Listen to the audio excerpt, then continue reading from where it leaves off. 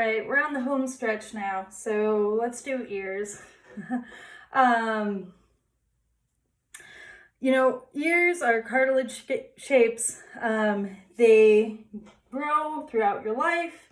A lot of your body does that, but I think you're going to find the most sort of disparity and variety in terms of heights, widths, proportions of ears. So best tip is to observe. Other best tip is, actually put them off a little. The more landmarks that you have established on the face before you start observing the ears, the more you have to measure and place them properly and help you observe. So ballpark, if you have a front facing pose, your ears are going to land somewhere in relation to upper lid line, and also there's usually relationship with the base of the frontal bone or brow. So I would go ahead and take your measuring stick, kind of considering those measurements, and just using a horizontal analyze their position relative to that height. So for me, the top of the ears seem to sit just a little bit higher than the base of the brow, which is a line I already have drawn and established. So I can sort of use that, roll it up just slightly, and place those heights there. All right. The tragus, which relates to the ear canal, is going to sit roughly at that widest point of the zygomatic bone, which we created before. You can double check that logic, see if it relates to that line that you had drawn. Yep, mine does. I think I have erased that line, but I can tell where the widest part of the zygomatic bone is. So I can establish that little cartilage shape, which is sitting right in front of the ear canal along that line. The base of the earlobe usually has something to do, some kind of relationship to the base of the nose or the vomer. Quite often it's higher, can be lower. On Justin, it seems like the base of those earlobes is landing kind of halfway, maybe just below the halfway point of that lower nasal cartilage. So again, I'm just going to use a horizontal line. Getting tired, sorry. There you go. To establish that, let's find the widest point of those ears and see if that relates. That feels like it's also relating to, on Justin at least, to the widest point of the zygomatic. So right, center, left.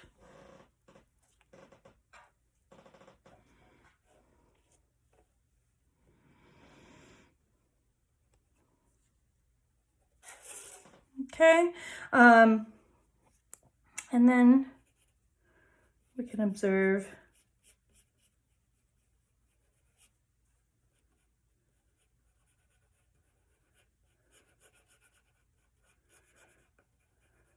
and start bringing those ears in. Some of you may have hair over the ears of your subject. Awesome. Now we can look, there's this cartilage that sort of folds over and moves out of the head. That can be that first shape we can see. We can also see it receding back.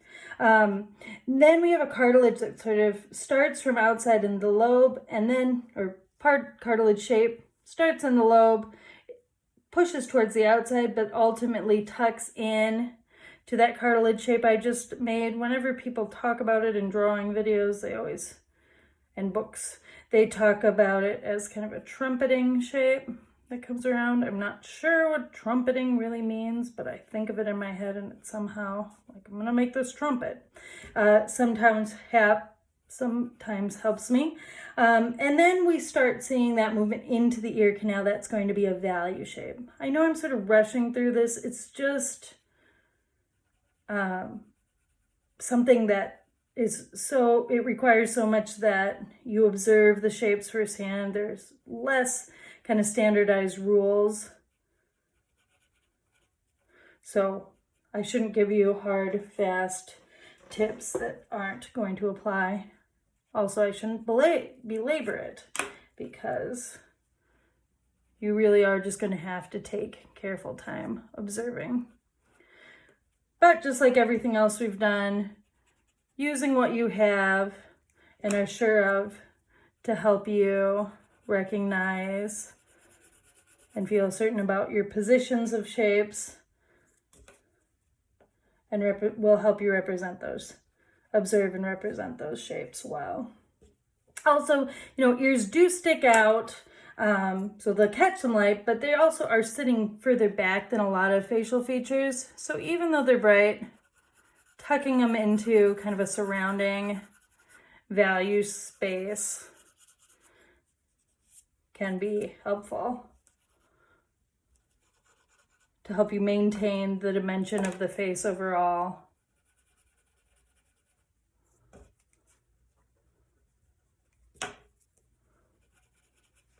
As you create those ear shapes.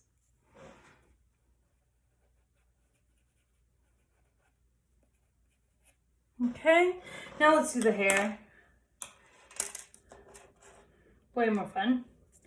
All right, here comes hair. I'm gonna start because in Justin Bieber's case, his hair is definitely local color darker than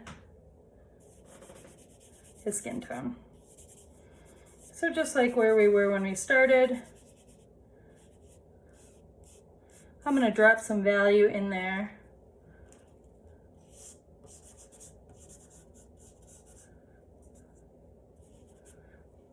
With charcoal.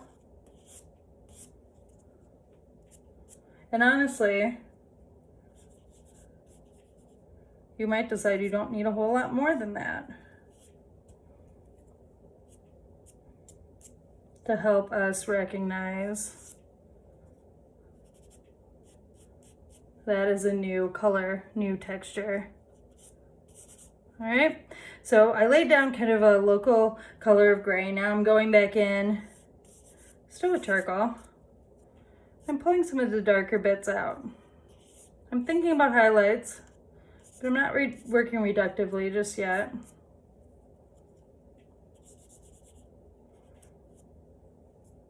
But I'm kind of finding a fast way to establish value. All right, sticking with darks, I'm now gonna go back to my 6B pencil, which is what I've been using the whole time. And use that to bring in some of that value that I've been already finding so much in Justin's face. Again, we've added a new value. So even though I'm focusing on the hair now, I'm not exclusively focusing on the hair. I'm bringing some of the value that I'm adding into other planes as I see fit.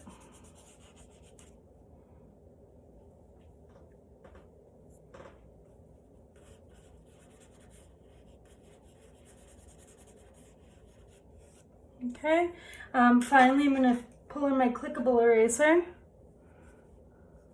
And that's where I'm gonna start suggesting some of that more specific texture, specifically in terms of how the light finds that hair texture and shows the specific strands as highlights.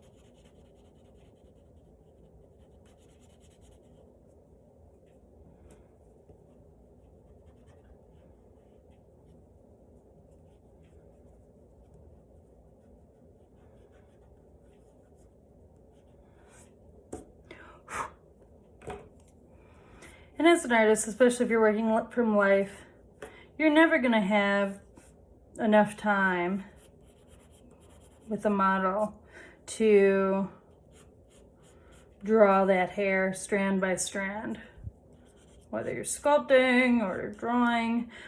So come up with a strategy that just feels, that suggests the hair, but feels stylistically connected to your approach to the rest of the body. And try to suggest it efficiently and effectively.